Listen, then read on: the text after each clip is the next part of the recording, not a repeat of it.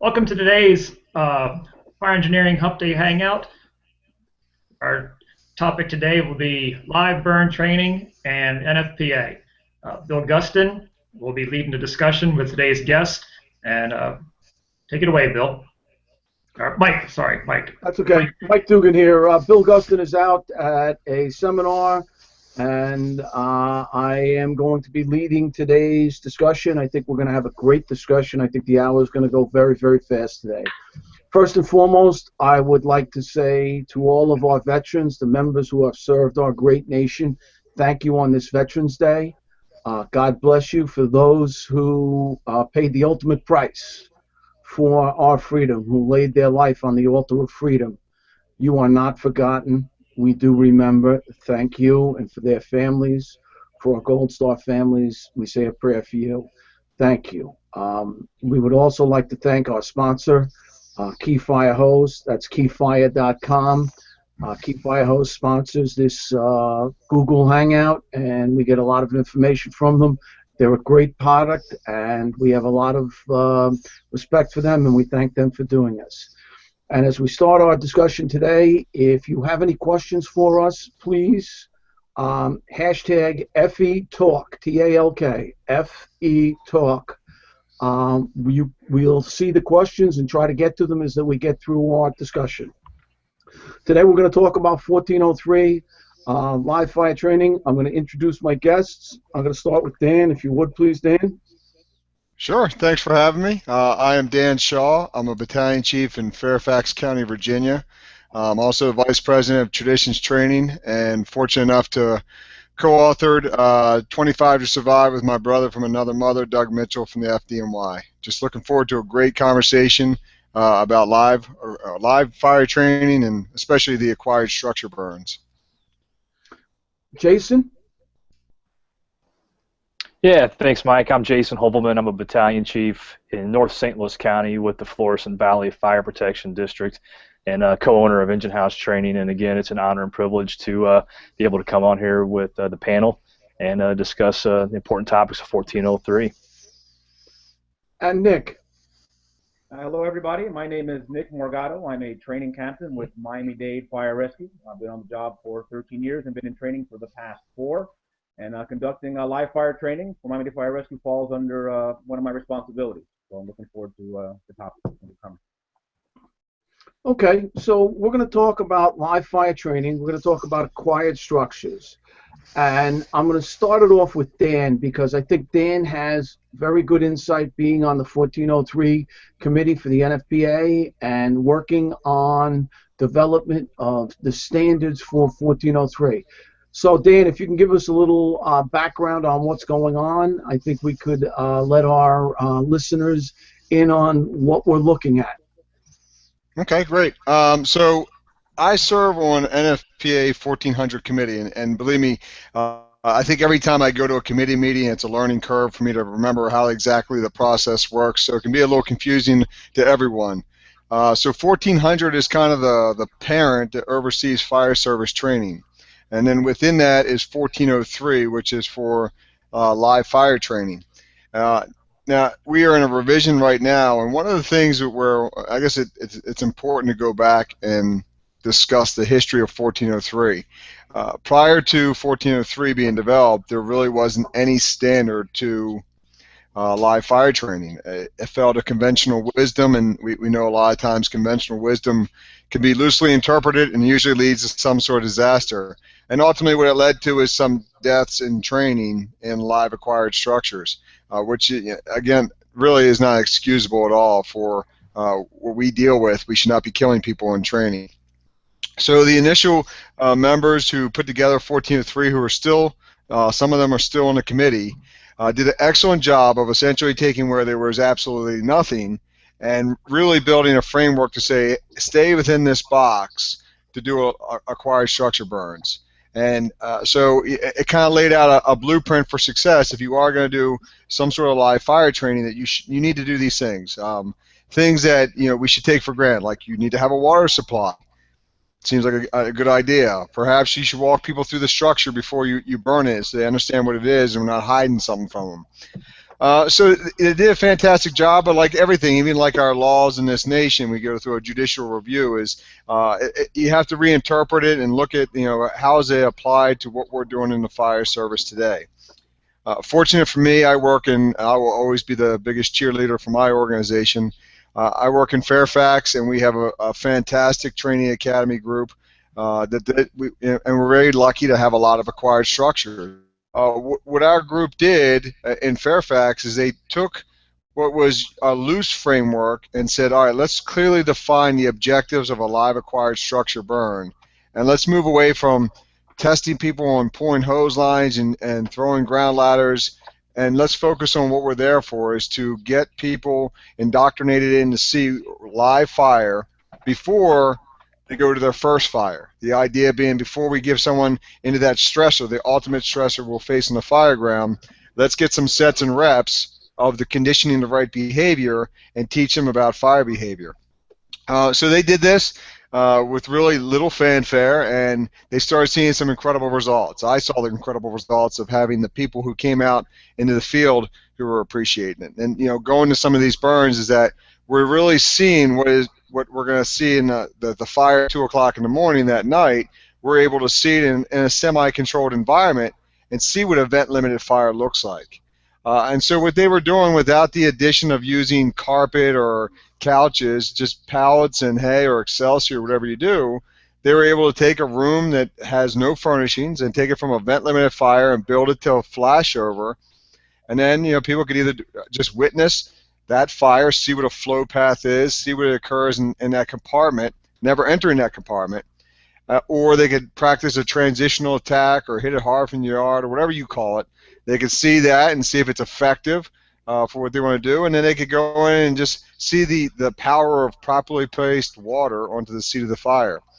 And if we lost the house in the first burn, then the training's done. If we get 30 burns out of it, fantastic.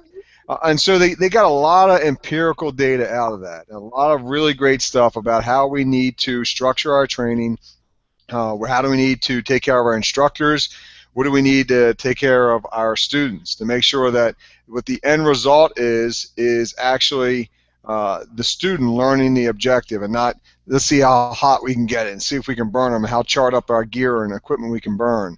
So fortunate being on 1403 and taking all this great stuff that these guys had, I worked with Dan Mazurkowski from NIST to say, all right, well, we had the empirical stuff, or I had the anecdotal stuff. We needed some empirical information to match with that, to really be able to put that whole equation together.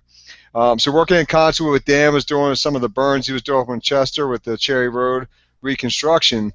We're able to get some really great information to build into 1403, and that kind of brings us to where we are now, is that the next version of 1403 that we're working on is to develop a 1403 that really raises the bar for fire behavior knowledge, and the skills we're looking for our firefighters. Not simply applying 8 pounds of force on a nozzle, but understanding when you flow water, you should get some measure of a feedback coming back to you, and that communicates if your hose line is effective or not. Small things like that. How can we build that in the 1403? And so where we are right now is in the second draft. We're putting together a lot of material. We have one more meeting to finalize the document. But what our goal is to take from nothing to what the initial standard was a framework, to now really nailing down into purpose.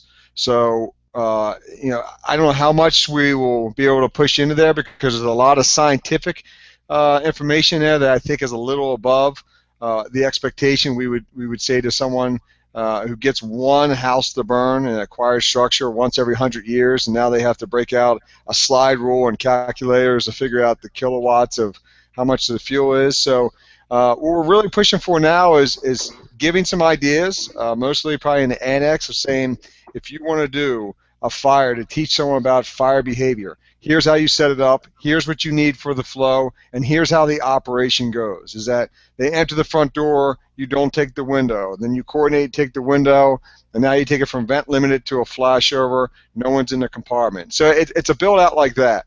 The front end of that is that we're going to really build the resume for that firefighter who's coming there, because The reality is, if you looked on a scale and you put our training, our fires, and our equipment, you would see that there's no congruence between it, because from the 60s to now, the level of gear we encapsulated you in went from 3/4 no SCBA to fully encapsulated, so you can make it deeper and deeper in the building.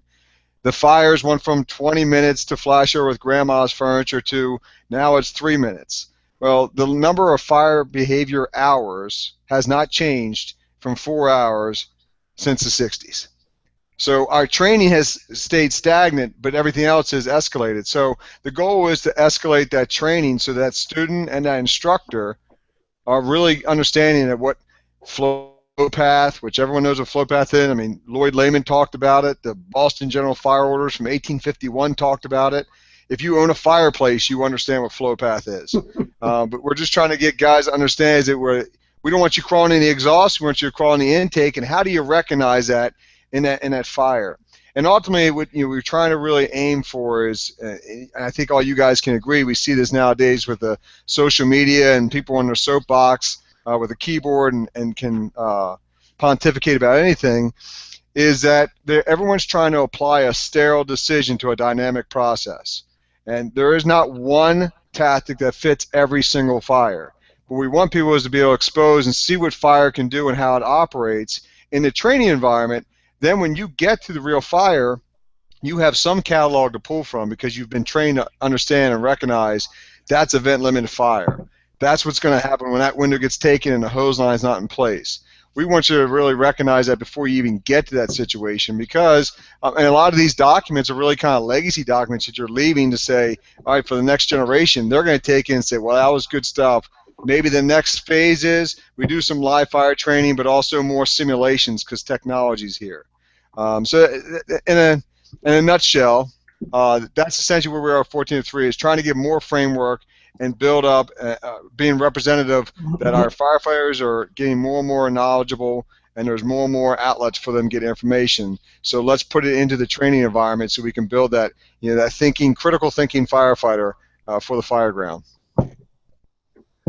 Very nice, very nice. So we're going to talk about this. Jason, would you like to jump in here, and then we'll go to Nick? Yeah, I think Dan, I don't know if I can say a whole lot more than what Dan did there. You covered just about the whole gamut, but I know it's the one thing that I really am able to see a lot of coming from a rural, volunteer department and working in a suburban department. 1403 is always a challenge just because of the resources available, the people that are available to teach it. Out in the rural areas, it's resource limited. It's for a various number of reasons, depending on how what people's budgets are and their experiences and the reach that those small rural departments have. The knowledge base is very different compared to where I work in St. Louis County, and then vice versa in the county. Not only do we have to follow 1403, then we've got EPA regulations and the local DNR and all of the other factors that come into it. That there's a lot of information, like Dan said, that you really need to be in tune with from a very early onsets when you're planning these things to keep them safe. But most of all, the biggest challenge for us that I see is in the rural areas, and it's not going to be any different probably anywhere else in the country, but trying to get those people educated, trained, and staying in touch with that standard and the techniques and the training, so that they don't take it 5 years ago and they don't do a burn for those 5 years, and now all of a sudden they're getting ready to try and do one. Yeah, that's a major issue, and we've seen that in a lot of places, and it's been a factor in a couple of line of duties in the state of New York, where the training, like you said, was years ago, and now they're going to try to do it, and we have an issue. So I think that's, again, coming to that balance between rural, urban, suburban, and everything else, so that the people can get the training. And for some people in some of our smaller rural departments, that live fire training is going to be the only fire they see in a year or two. So getting them into that training so they're set and ready to do that. And it's very, very important that we do this. And we're going to go to Nick now and talk about how they do it in Miami and what they do with the 1403. If you would, please, Nick. Yeah, absolutely. First, I want to thank Dan for his time that he puts in on the 1400 committee, his efforts, and especially the input that he just gave now as far as the direction they're heading. I think is phenomenal as far as providing that structure for those for those Class A burns in acquired structures. I want to say that pretty much every Class A burn that I've done in acquired structure turned into some form of a fire behavior drill. Even if we started out with objectives as far as primary search and hose management, it always ended up with everybody piling in at the end of the nozzle and observing the fire. Now, as far as the thought process of providing that structure to do that in a coordinated manner to instruct and tell the people what they're looking at and what to be looking for, I think that's a great idea. As far as the way we do it in Miami-Dade, the state of Florida has adopted 1403 as into the Florida Administrative Code, so we have all our burns have to follow 1403. At Miami-Dade, we have a pretty large training facility, but we have no Class A burns on our facility for whatever reason. I'm not going to get into that. So we don't get a whole lot of Class A unless we do in an acquired structure, which typically we have to go out of our county pool. I'm not going to get into that either. But I think there is value with Class B props as far as being able to work towards objectives and coordinating it as far as your hose management, your primary search is initiating the incident command structure and maintaining it actually running a scenario. But again, you lose that realism when it comes to fire behavior. We don't get that. So there's two sides to the coin. There's value in both. But again, I think Dan's definitely going in the right direction. At least the whole committee is going in the right direction as far as where they're going with it, 1403. And I would like to discuss, as we're talking about the 1403, the ideas of the 1403 in the acquired structure. Because, again, and Dan, you can go into this if you would a little bit, and everyone else, please. But in the acquired structure, what we have to do to make that acquired structure 1403 compliant. Because, unfortunately, a lot of people look at the 1403 and say, okay, well, I can't burn fuel oil. I can't burn stuff. When I started in the fire service many, many, many years ago, we had an oil pit at the local fire academy that companies were invited to come dump flammable liquids in. We didn't know what they were. Different nights, we got different flames. You didn't know what was burning in there, but you went in there, no masks on, fog nozzles, and it was all a hose handling drill with a flammable liquid in an oil pit burning. It's just when we do this, the compliance that we have to do to bring the structure up to 1403 compliance, and what we have to do with some of the requirements for us to do this properly. If you would, Dan, if you would start on that, I would be grateful. Sure, and you make an absolutely valid point, and that some of that is everyone has that same story that Mike shares, is that you burn what was ever convenient. I mean, if there's a tire sitting in the parking lot, why not throw it in? It'll make for good smoke. So we've gotten to that point, and that demonstrates what I would say is the next point, is that knowledge really eliminates the ignorance when it comes to this. And I'll give you a perfect example. I believed in the same thing. So when we were doing these burns, is how can we make, everyone's watched the NIST video, the UL video, where we got grandma's house and what looks like a Connex container, and then you got the modern furnishings, and this one is flashing over at 4 minutes, and this one's 20 minutes. Well, how can we ever create that in a burn building or an acquired structure if we can't use couches, we can't use carpets? And what it really comes down to is that every fire we go to is really looking for air. Majority of fires we go to have the fuel and they have the heat. They're just waiting for you to show up and introduce air like a gentleman when you pop the front door open. So once we understand that, that's where the guys in Fairfax did a great job. So, and the same hesitation I had to understanding this process until I saw it was the same as the members of my committee were the same until I showed them a video. And I'll give you the perfect example. We had a 2-story single-family dwelling. All the windows were in place, so you had 3 windows across the front, 2 windows inside Delta and 3 inside Charlie. There were no contents inside this house. And the idea was to take the entire compartment, which would be 3 rooms, to flashover. And so these guys with about 6 pallets and hay in the one room, lit it off, exit the house. And then merely through the point of just taking windows in an incremental nature so they could monitor the flow path and see the amount of air that was getting it, within about 2 minutes, we had fire blown out of 7 windows. Top to bottom, blowing out 7 windows. So for the new firefighter who walks up, and we talk about like using a 2.5, you use it on a big fire, very subjective. If it's your first day in the fire service, that trash can's a big fire. If it's your 20th year, that's very different. So we want someone to look at a fire of this volume, fire blown out of 5, 6 windows, and make 2 estimations. Can I make an effective search, and what's the survivability of the person in there? And 2, how much water do I need to put this fire out, which is going to increase the livelihood of myself and also, most importantly, that person we're there to rescue. And so when they see this volume of fire and say, wow, that's just pallets, and then they do properly placed water, whether depending on it's outside or inside, based upon your staffing and where you work and all the other elements go into that. In this video I showed to the committee, in 18 seconds of flowing water, those 5 windows of fire were gone.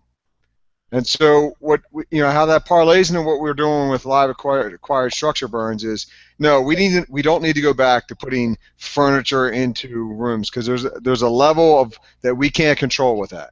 We don't know when that's going to flash, and that temperature increase is astronomical.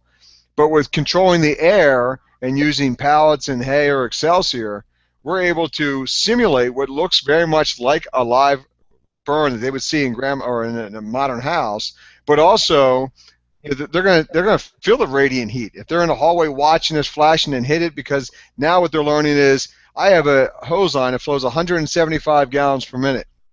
It has an effective reach of 40 to 60 feet. Do I need to be 2 inches from the room while I'm pushing in to put the fire out? No. Now I can realize I'm pushing down the hallway, putting the fire out, and properly placed water. Wow, it's amazing what it can do. So all these different elements that weren't really the purpose of that burn now are becoming paramount, because we're seeing it. They're seeing the evolution of fire. They're seeing what's occurring and the fires are going to. And now they're able to go and experience it long before they ever get to it, but it's in a controlled environment, and they can work on all these different attacks. I mean, if anything, is when people watch these videos on YouTube and everything else is, there's plenty of opportunity for you to have an Oscar-worthy performance or be absolutely terrible. And the majority of the time, the ones that are terrible are the ones that get all the play. And you watch a lot of those, and many times it's because, I would say, is someone reads an article and says, hey, I'm going to execute this play when we show up to this fire. Well, if you've ever played sports, if you execute a play with 10, 12 members and don't tell them about it beforehand, you're not going to have any measure of success. So you see them execute whatever, your transitional attack, or we're going to go over a ladder, or VEIS, or we're going to go in through the front door. Well, if we don't get the sets and reps in a training environment, then we're going to have no probability of success when we get to the fire ground. So all these things are kind of built into what we got to, but all we're burning is pallets and hay. And we're able to make this fire environment to look very much like, taste, feel, everything's like a fire you're going to see at 3 o'clock in the morning. And I think, going back to when we were talking about 1403, and this is the challenging question that our committee has to be comfortable with, and I think the fire service is can we make a standard that applies to everyone? And I don't know if we can.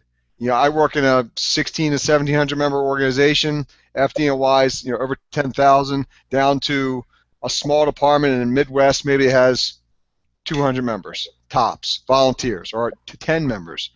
So can a standard apply to every single one of those? And I don't know if that's possible, but that doesn't mean we should bury our head in the sand and say we can't have some measure of guidance when it comes to this.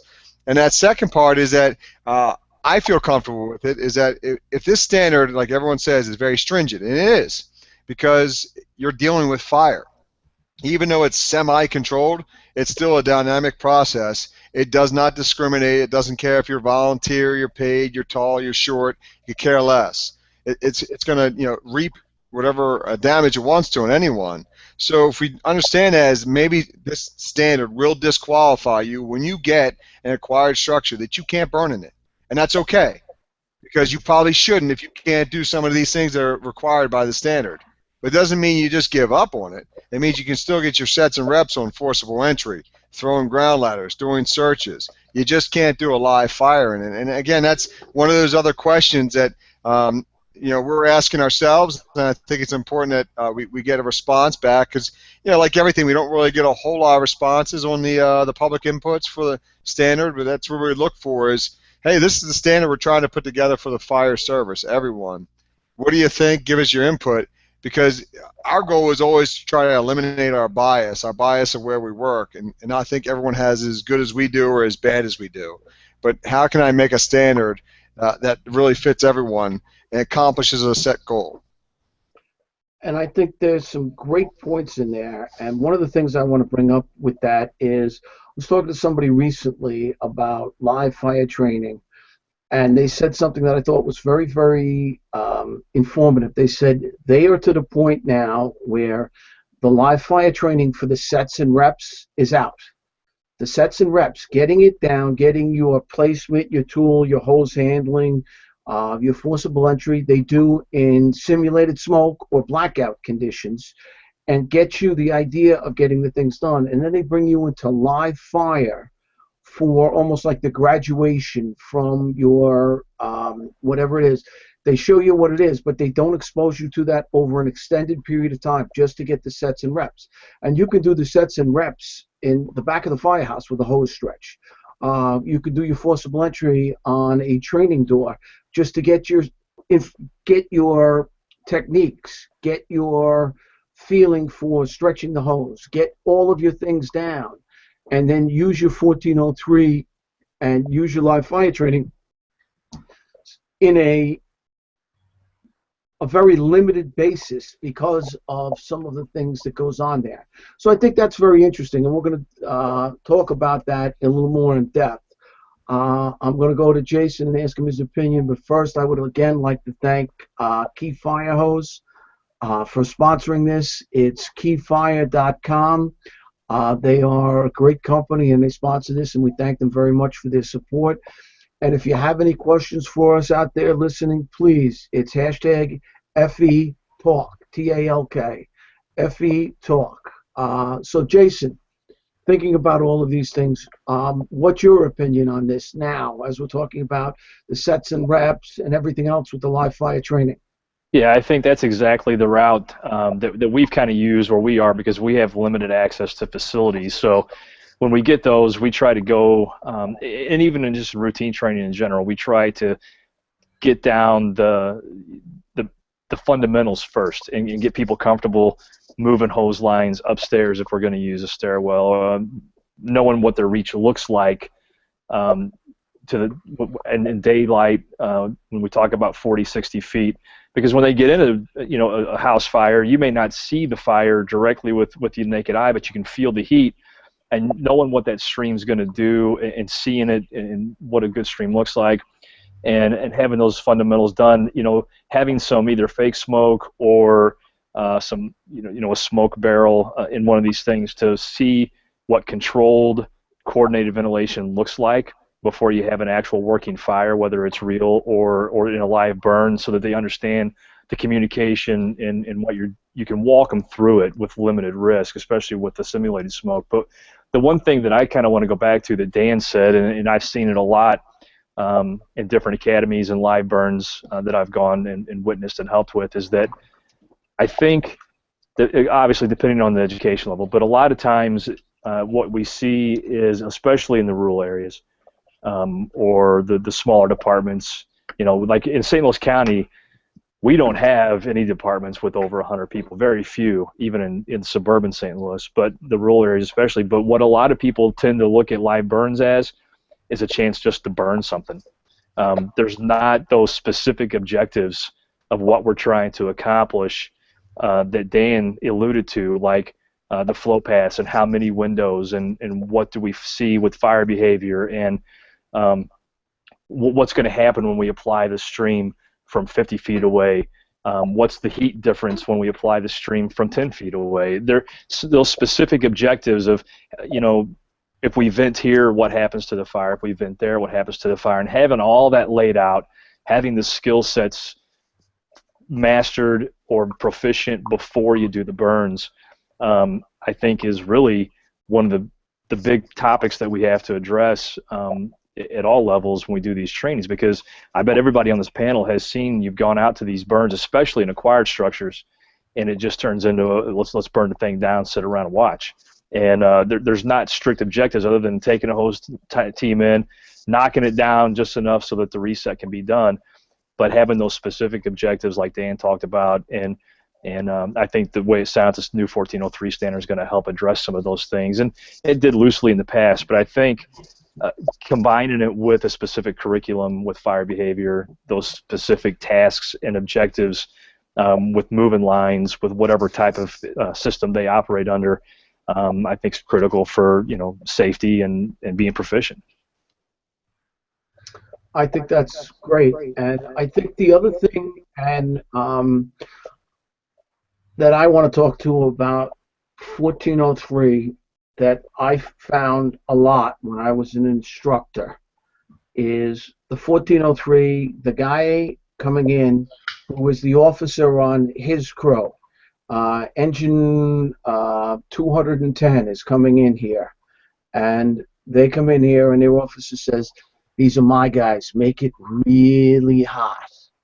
Okay, I want my guys, I want them to get hot, and the next person who says that to me, and I don't do it anymore, but it used to drive me crazy, because it's not about who is tougher, who can take more heat. It's about putting together the whole idea of putting together your sets and reps, your techniques, working together.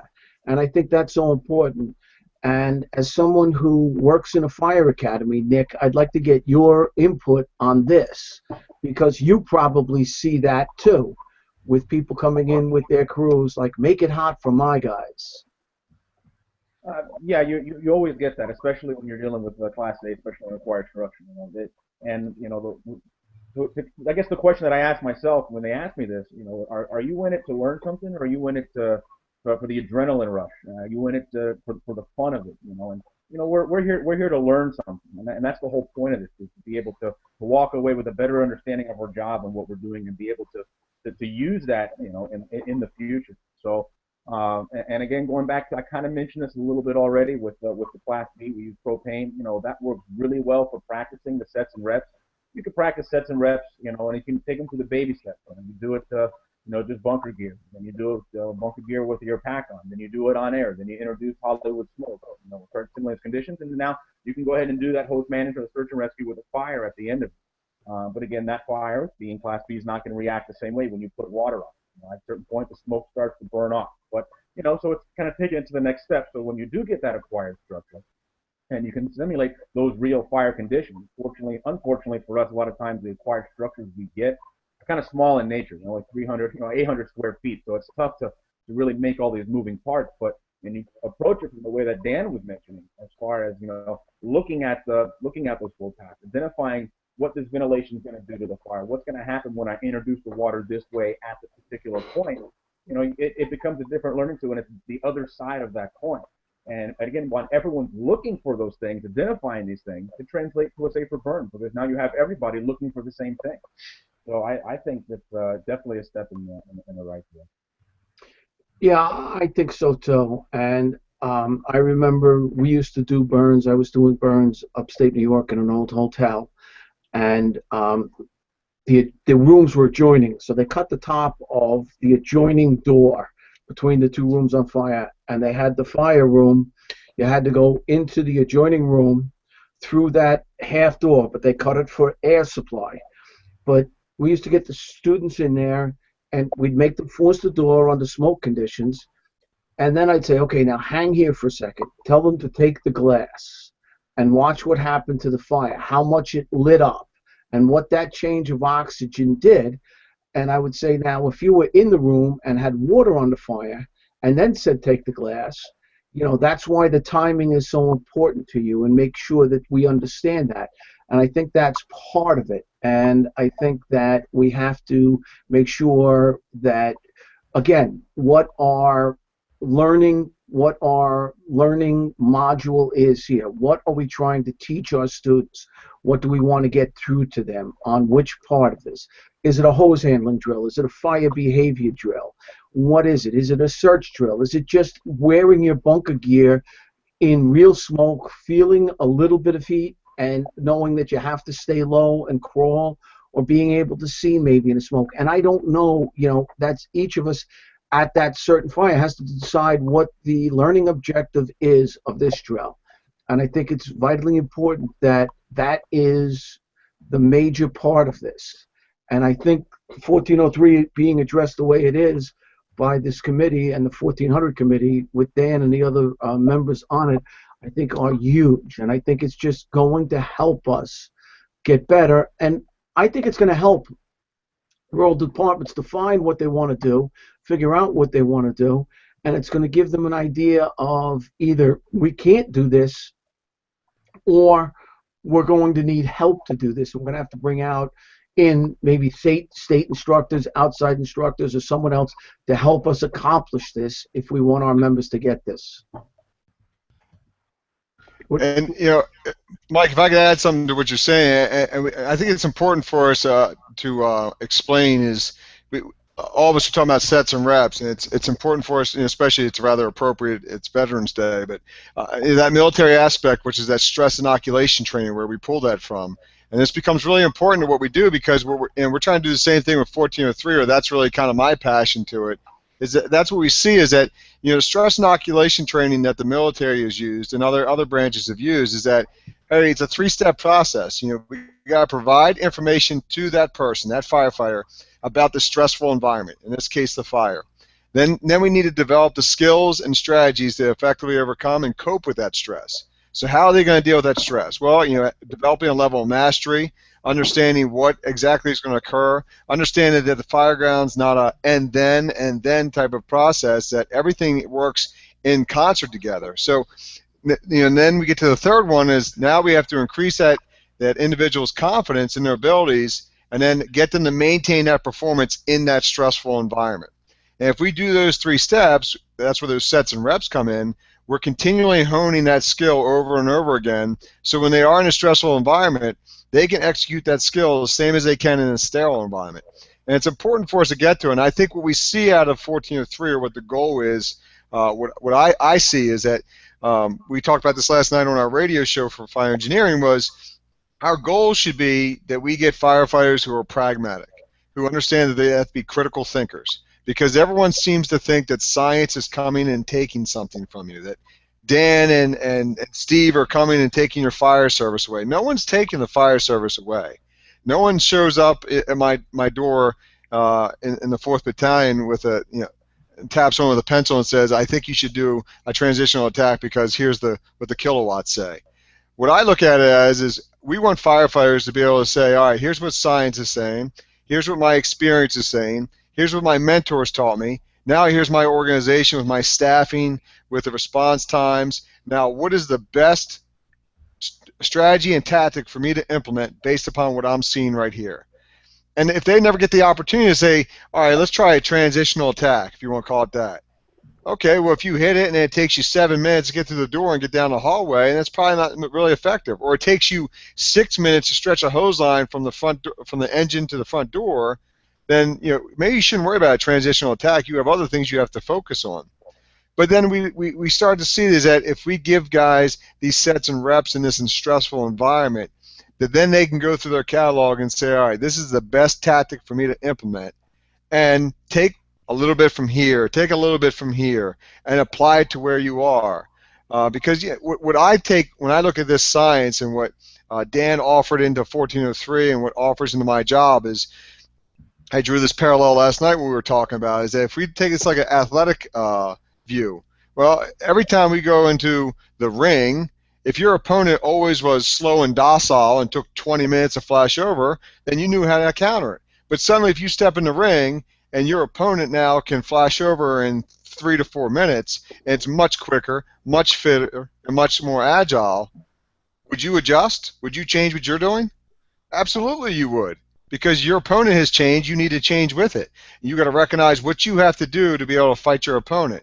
So we want to be able to do that in a training environment to say, all right, you're going to recognize what the fire is going to do and the evolution of that fire, and now you can train appropriately so you know what to expect. And one of our jurisdictions is not far from us did a similar thing with their burn building, where you guys are talking about not getting acquired structures, but they kind of built the same thing that you saw in the NIST video, where they put furnishings in it, but it's in the exterior of the burn building, and no one enters that space, but they get to see, like, wow, look at that thing, it just flashed over. That's where I could go to a fire in.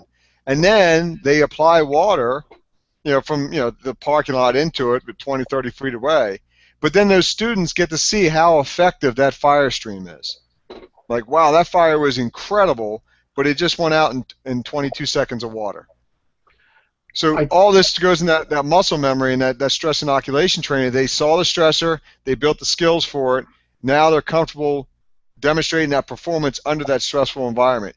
So I think that should always be the goal when we're talking about this, is pushing people towards what the available information that's out there, whether it's stress inoculation, what science is, or we historically have done successful. We can put the three of those together and build a pretty good formula for your organization and for those people that you lead. Okay, and I think Bill has a question for you that came in on the FE Talks, the hashtag. Well, I wanted to ask Dan and open this up to everybody on the panel, especially Nick and Jason too. But when we talk about acquired structures and live burns and NFPA, the most common reaction is, well, because we've had firefighters killed and injured doing that, and we have these rules that are set down and to keep us safe from ourselves, basically. But when we look at our fatalities and our fatality reports, we often see a lot of guys that are dying at trainings, and they might not be dying from burn injuries, but they're dying from cardio or medical conditions throughout the training, whether it's at an acquired structure or whether it's at the smoke maze at the local academy.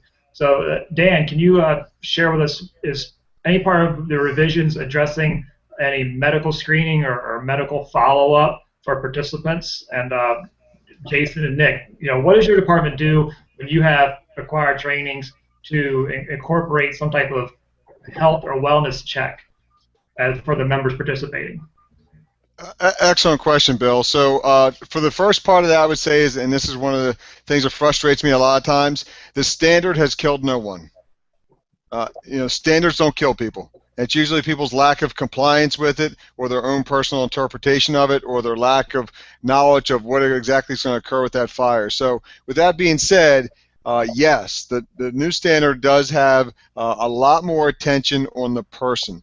And what I mean by that, I'll give you a perfect example. One of the things that our guys in Fairfax determined was any burns that we got usually was to an instructor, and usually it was around the 6th, 7th, 8th, 9th time that instructor was inside that fire. So you could quickly draw that, well, it's because we're absorbing heat. So then if you think about our buildings, well, if you burn in a Class B burn building, and Nick can correct me if I'm wrong, but you can, Jason, get that phone. You can burn in that building for only a certain amount of time, and then you got to let the burning cool off. Well, we don't do that for our instructors. So a guy goes in and lights a fire 6, 7, 8, 9 times. He's absorbing all that heat. He's getting all this soak time.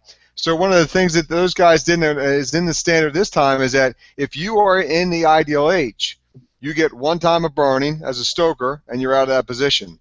And then everyone, after you do 1 burn, has to doff your gear. You got to off gas. You got to allow that heat to dissipate out. And then when we get further down the road is looking at, with the standards, because a lot of these standards all kind of intermingle together. So everything kind of complements each other. You're bringing some of the other standards to look at the health and welfare of our members beforehand, but also leaving it to the lead instructor that we rotate people through, they doff their gear, we have proper rest, because the goal isn't to drive people on the ground, because this is the one building you get to burn in every 10 years, and let's just see how bad we can hurt everyone. Let's get some quality training out of it while we take care of our people.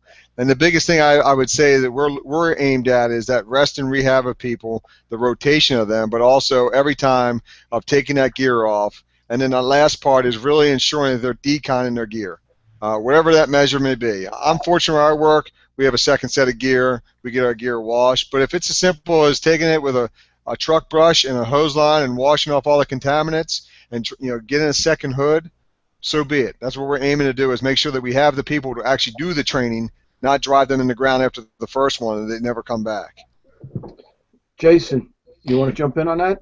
Yeah, we kind of follow along the same lines. We've actually with our, quite honestly, we haven't seen a lot of burns with our locally. A lot of the things we've seen, and it relates somewhat to the 1403 and the evolutions, but just generally speaking, whenever we're doing hard or a lot of exertion type training, RIT, Mayday, advancing a lot of hose lines up and down multiple levels, burns, things like that.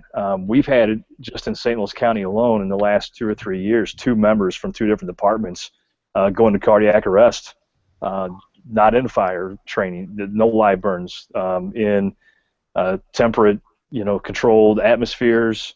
Both of them you wouldn't have thought that would have happened to. And luckily for both of those individuals, there were trained paramedics right next to them that were able to initiate care right away. And so we're really looking hard regionally through our training organizations at what we need to do to make sure that we avoid that. Both of them are alive. One's not back to work and isn't going to come back to work, and the other one we still don't know yet. But luckily for them, they're still able to go home to their families. And the only reason is because we had trained medical personnel on scene right there who was able to initiate care right away. So we always have it for the burns, but we're looking at it for any of those other types of high exertion drills as well. That's great. And I think that, the paramedics, it's a blessing to have them there, and we're doing the right thing with that. And again, we just have to make sure we protect our people. And I'd like to go to Nick and talk to him about what they're doing in Miami-Dade for this.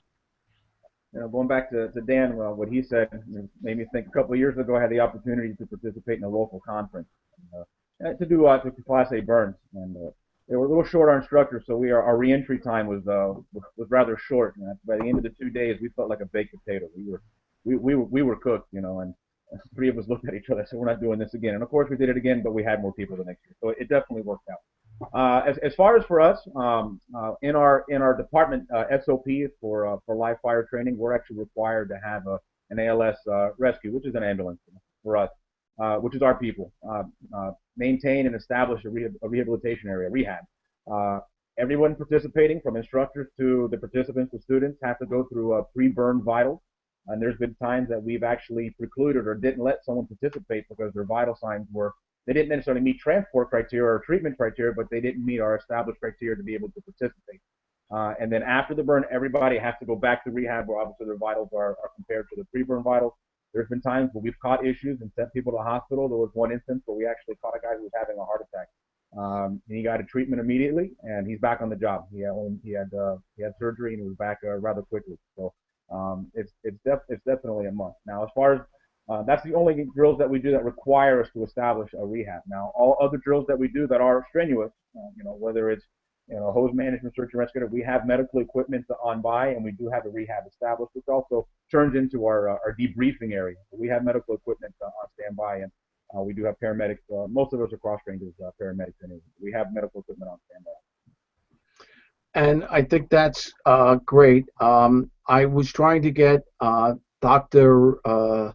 Denise Smith to come on this morning today with us, but unfortunately she had some issues and could not be here.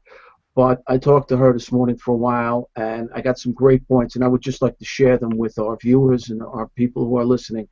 And one of the things that they're talking about now is a firefighter shows up and his tools are dirty, they're filthy. What does everybody say? This guy's a piece of crap. Why doesn't he clean his tools? Why doesn't he get his stuff done? But if they show up with their gear in the same position, in the same way, dirty gear and everything else. We we are like nobody says a word.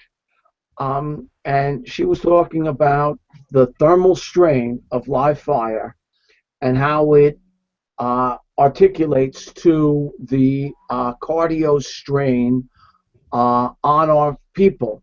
And she and Dr. Gavin Horn are going to be are just starting a protocol at the Illinois Fire Service Institute with a grant, and they're looking at exposures with NIOSH, and they're going to be doing a study of the individuals going through, the firefighters, the trainees, and the instructors. Okay, and I think that's great. And what they're going to do is after the drill and how many they're exposed to, they're going to take blood, urine, and breath analysis from all of these peoples and see what the students who maybe had 2 fires versus the instructors who maybe had 4, 5, 6 fires, what their exposures were and what the differences are. Because they call it a dose response curve. There is a there's a curve for how many fires you go to, and really, really important that we understand this, because every live fire we go to is putting a certain strain on our body, and they can be cumulative over a period of time. And we have a couple of minutes left to go through this, and I would just like to talk about this with the group for a couple of minutes, because I used to teach flashover simulator, and it's definitely important that I used to do it, and then we would find out that guys were getting sick, they were getting bronchitis, they were getting head colds, they were getting sinus infections. And a lot of it comes back to the gear off-gassing coming up around your neck and head. You're breathing this stuff in. So I would like to get closing thoughts on this, because I think we're going to have Dr. Smith and Dr. Horn come back on one of these when they're done with their study and they've matriculated all of the data so we can find out what's going on. But I think it's very, very important to us. So, Nick, if you would, what do you think? What are your thoughts on this one? I think it's I think it's very important. Kind of ties into the last thing I was talking about as far as monitoring. But I think it's a great study. It's definitely going to show the effects of what live fire training does to I guess a closed group, I guess for lack of a better term. But I think it's a great idea. I think it's a great idea for another show, and I'm interestingly following obviously what they come up with, because it obviously affects me directly at the moment based on the position that I'm in. So I think it's good. Yeah, and I think it ties right in with what you said. Doing those 5 or 6 fires in a day for 2 days, you're dragging after that because your body is stressed from all of that. And I came home. My wife said, "You smell like smoke." Well, I took a shower. Well, I'm still off gassing. So I mean, still, yeah, oh yeah, yep. I've been the same place. Jason. Yeah, I agree 100%. And as a matter of fact, you know, as an officer, you do your best to train your guys and get them out drilling, and quite honestly, you feel comfortable on most fires that they're going to do the right thing, and they wear their PPE and they act appropriately on the fire scene, and they, like Dan says, they're critical thinkers and they're able to adapt and adjust to the scene.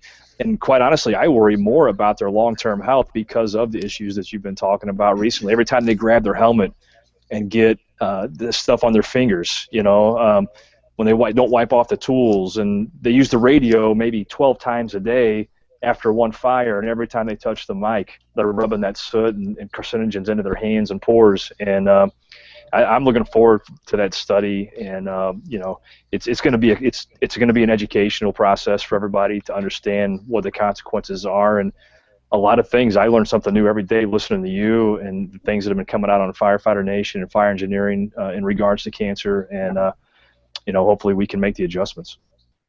Yeah, and I think it's vitally important that we do, and that we pay attention to the cancer. And I'm just going to go back to Nick for a second.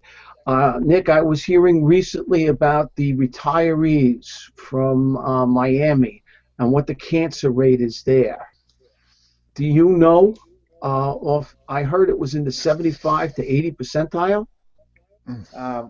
forgive me, I don't have the exact statistics on the top of my head, but Okay. it's high, and not just in the retirees, among the active. I want to say the last time I spoke to one of our retirees that's really following this, and he's a huge part of the firefighter cancer support network.